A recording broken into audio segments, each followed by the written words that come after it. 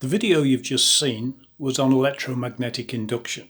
So we saw the key elements of how we generate electricity using a coil, a magnet, and movement. And that's where I want to pick up from.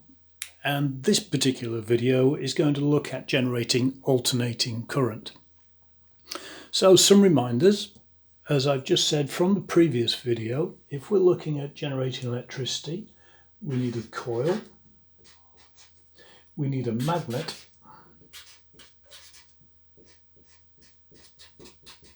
and we need movement.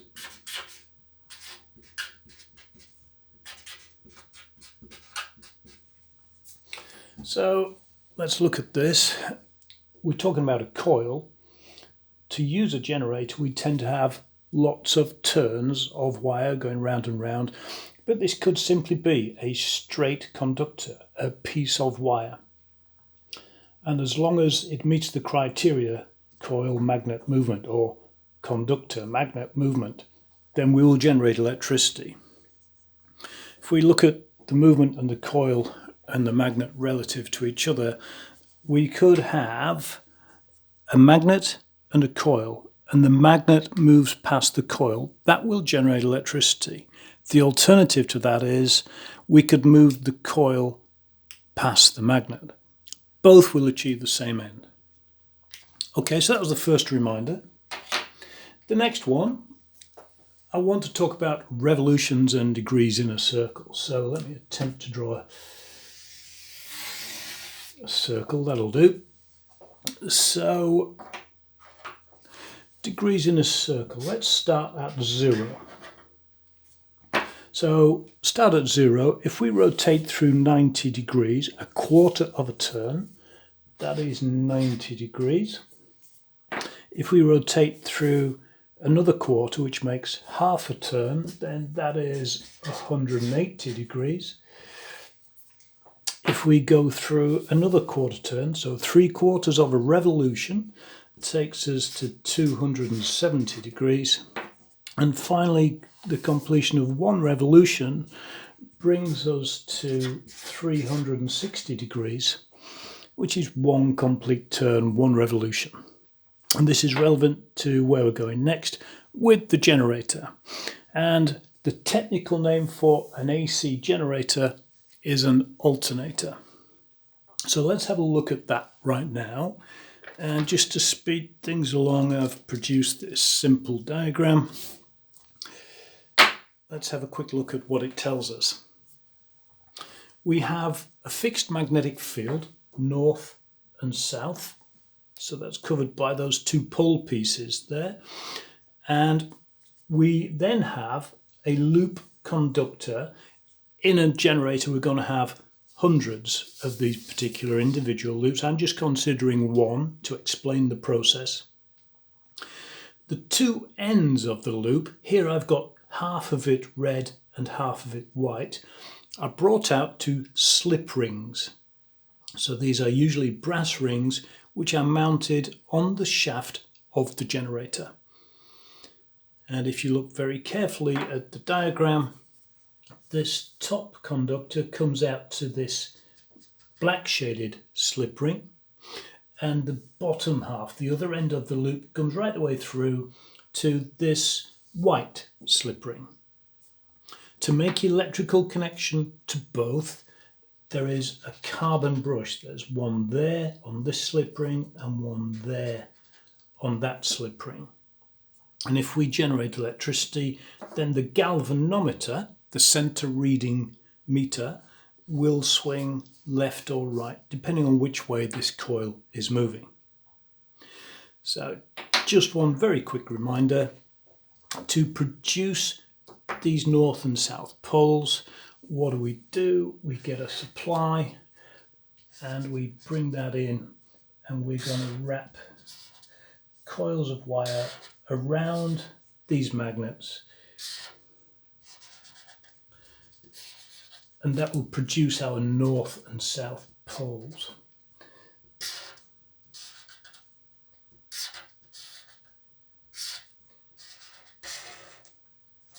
Okay, so at this stage, this supply is DC. That gives us the fixed magnetic field going north to south. So let's take this diagram further and watch how we actually generate electricity.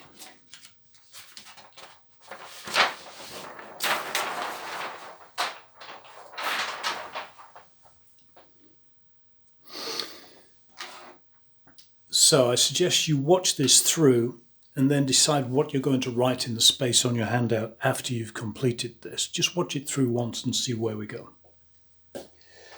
So first of all, if we consider this position, our loop conductor is vertical. It is out of the magnetic field. Quite literally, I'll try and keep with the colours, one end of the loop is up there and the other end is down there. So technically it's out of the strongest part of the magnetic field. What we are going to do is we're going to rotate this down through the magnetic field, and in these sequence of diagrams we're going to consider it 1/4 of a turn at a time. So I'm going to do a little sketch here, all the way down, and at the end we'll revisit it and I'll tell you key words or explanations you will need to write alongside each of the diagrams. So let's make a start then. If we have this position, so the loop is out of the magnetic field, then we technically are not generating any electricity, so we're there.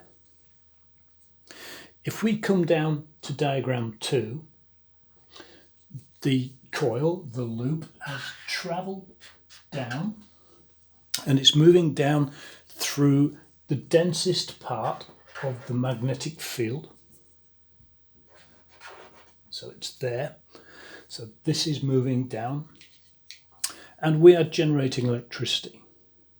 The fact that it's moving down and the magnetic field does that means that we could use Fleming's right-hand rule for generators to tell us the polarity of the EMF, the direction any current will flow if we close the circuit.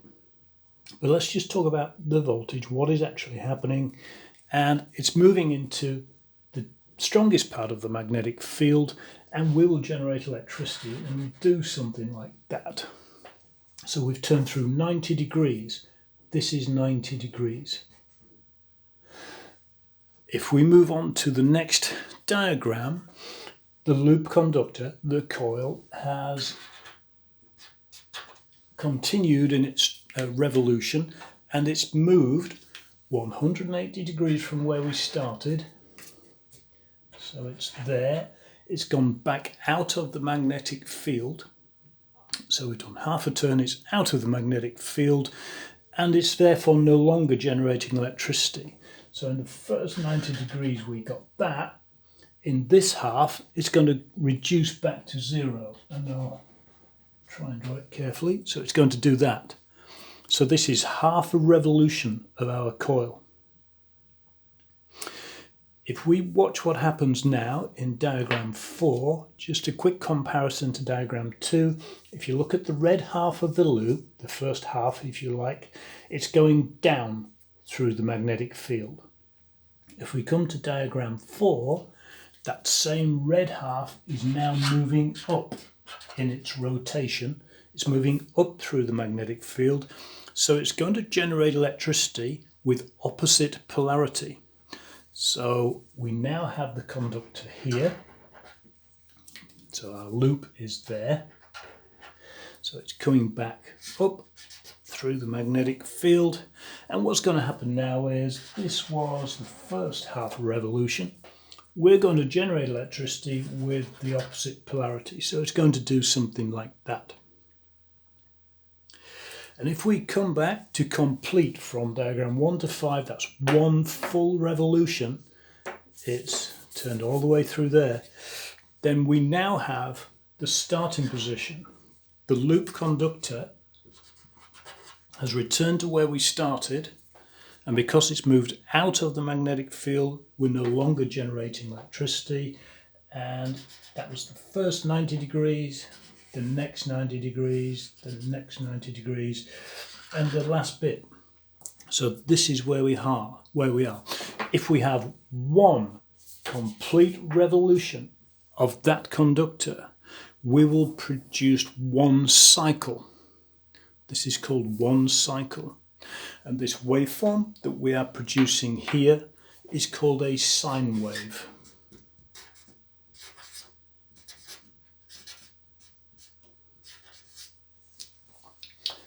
Okay, so on your handout, I'll talk to you in a moment about what you need to be writing at this point. But I just want to allude to Fleming's right-hand rule.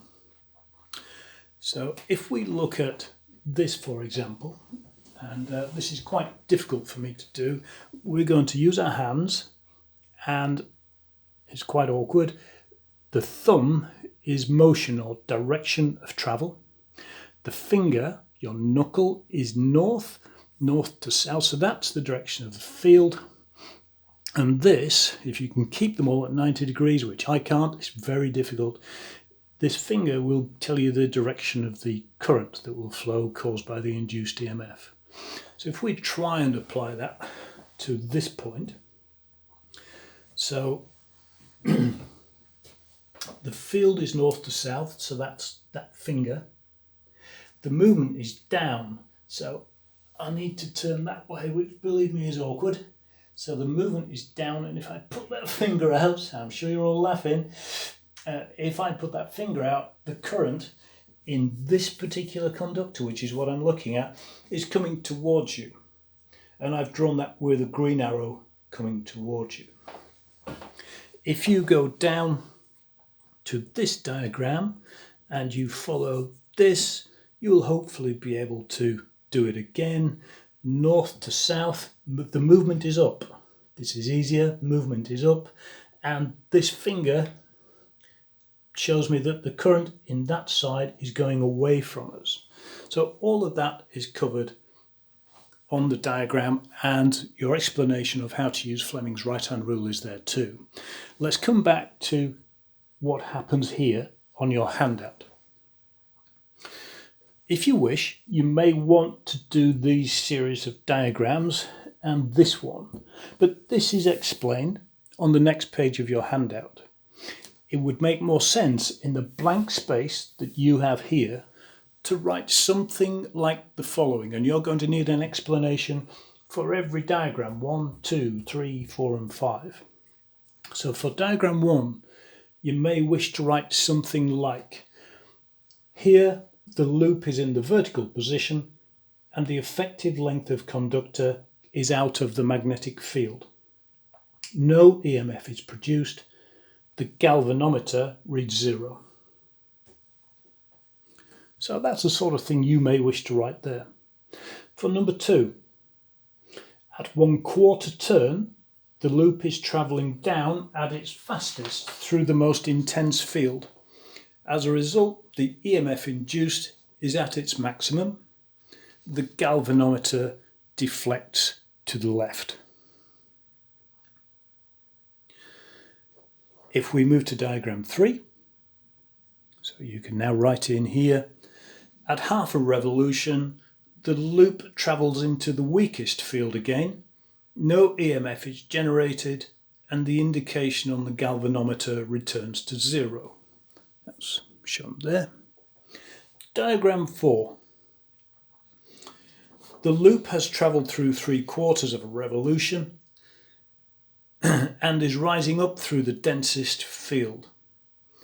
This now generates EMF with the opposite polarity, and the galvanometer will swing to the right. Final diagram. The loop has completed 1 revolution or 1 cycle, and again the galvanometer will read 0, and this process will repeat for every revolution of the generator. Just one quick bit that I usually have to emphasize. In this part, if we look at the red half of the loop conductor is coming down through the magnetic field, and in this one, the the loop conductor is going up through the magnetic field. That is why here we generate with one polarity and here we generate with the opposite polarity. Okay, so if you crack on and have a look at your handout,